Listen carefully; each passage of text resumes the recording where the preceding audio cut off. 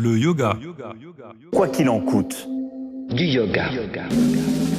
Quoi qu'il en coûte. Le yoga. Quoi qu'il en coûte. Du yoga. Elle a choisi le yoga. Quoi qu'il en coûte. Yoga. Si tous les gens le pratiquaient, je trouve qu'ils seraient mieux dans leur peau. Namasté à toutes et à tous. Le yoga, quoi qu'il en coûte, un podcast positif et bienveillant proposé par Yoff. C'est une expérience tout à fait passionnante que nous vous proposons de suivre maintenant. Des interviews de personnes pour qui le yoga est rentré dans leur vie, des méditations, de l'hypnose et des exercices de respiration. Le Viparita Karini est une posture de repos qui apporte détente et lucidité. De quoi aller mieux, des tips, des livres, des recettes véganes ou pas. Ce qui est important, c'est l'attitude intérieure. Le yoga, quoi qu'il en coûte, Quoi qu'il en coûte. c'est ici et maintenant. Bonne écoute. Le yoga, snobisme, curiosité. Namasté à toutes et à tous. Le yoga, quoi qu'il en coûte, épisode 2. Tout savoir sur la différence entre un bon et un mauvais yogi. Mais au fond, quelle différence y a-t-il entre le bon Et le mauvais yogi? Je l'attendais celle-là. Et oui, il faut bien reconnaître qu'on entend parler et qu'il existe autant de définitions du bon et du mauvais yogi que de pratiquants de yoga. Un épisode pour casser quelques clichés, quelques images pour les personnes débutantes ou pire, pour celles qui hésitent et qui n'osent pas. Tu as peur de te lancer dans la pratique du yoga? Tu crois que ton mode de vie ne te permet pas de devenir un bon yogi? Ce soir, dans le yoga, quoi qu'il en coûte, quelle est la différence entre un bon et un mauvais yogi? Le bon élève versus le mauvais élève en cours de yoga. Tu as certainement dû entendre tout un tas de théories plus personnelles les unes que les autres au sujet des cours de yoga. Cela t'a peut-être même complètement dissuadé d'y participer, ne serait-ce que pour essayer? Sache que dans ce cas-là, la seule différence entre le bon et le mauvais yogi, c'est que le bon yogi s'est déjà rendu à une séance de yoga et profite de ses bienfaits, alors que le mauvais yogi n'a pas encore mis le moindre bout de pied sur un tapis. Si tu décides de participer à quelques séances de yoga sans grande conviction, juste pour essayer, c'est déjà très bien. Tu verras, le reste va suivre, car le plus dur est fait. Quels que soient les bénéfices que tu retires de ta pratique régulière ou occasionnelle du yoga, c'est toujours ça de prix. Le bon yogi, c'est rester concentré. Tu as en tête l'image de Bouddha assis en tailleur quand tu penses aux postures de yoga. On le sait tous, le yoga c'est lent, c'est mou et on s'ennuie. C'est faux, ça dépend du style de yoga que tu pratiques. Mais oui, on sait tous aussi que durant les séances de yoga, c'est « on ne sourit pas pendant les asanas, reste concentré sur ta respiration, ne bouge pas ». Si tu parviens à appliquer ces règles d'or pendant un cours de yoga du rire, bravo à toi, chapeau. Sache que le yoga est global et multiple, trouve le tien. Le bon yogi pratique le yoga tous les jours. Allez hop, 5h du matin, le réveil sonne, debout. Bon, d'accord, disons plutôt 7h du matin, c'est l'heure de ta séance de yoga matinale à domicile. Comment ça? Tu n'as pas envie aujourd'hui? Mauvais, tu es un très mauvais yogi.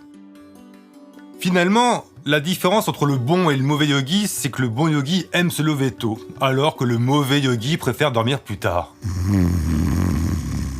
L'un profite d'une séance de yoga matinale, et l'autre préfère se l'accorder en fin de journée. Et oui, c'est tout. Tu peux pratiquer le yoga à ton rythme quand tu veux et quand tu le décides.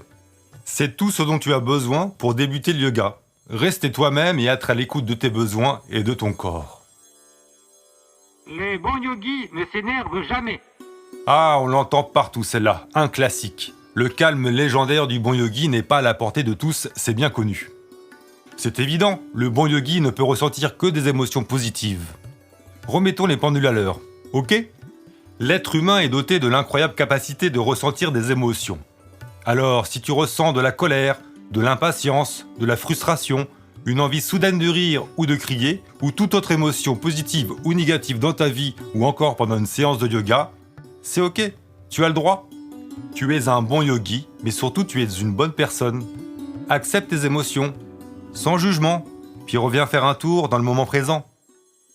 Refouler ces émotions n'a jamais été bon pour personne, ni pour les yogis. Alimentation. Différence entre un bon et un mauvais yogi. Le bon yogi est obligatoirement végétarien. Non, il est même vegan. De toute façon, l'être humain n'est pas fait pour être carnivore. Quoi? Tu manges de la viande? Pire, tu aimes particulièrement déguster un bon burger bien gras? It's hot, crispy bacon, fresh lettuce and tomato, real mayonnaise too.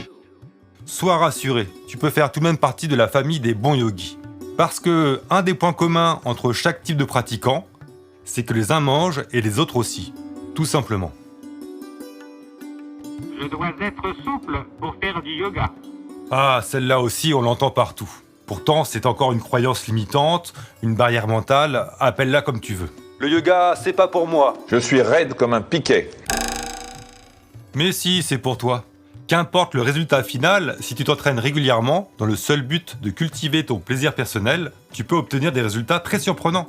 Avec un peu de temps, même la posture du chameau, ça peut devenir très sympa. You win! Et puis, ne pas toucher ses pieds, c'est pas bien grave, nous avons tous des corps différents. Yoga et mode de vie.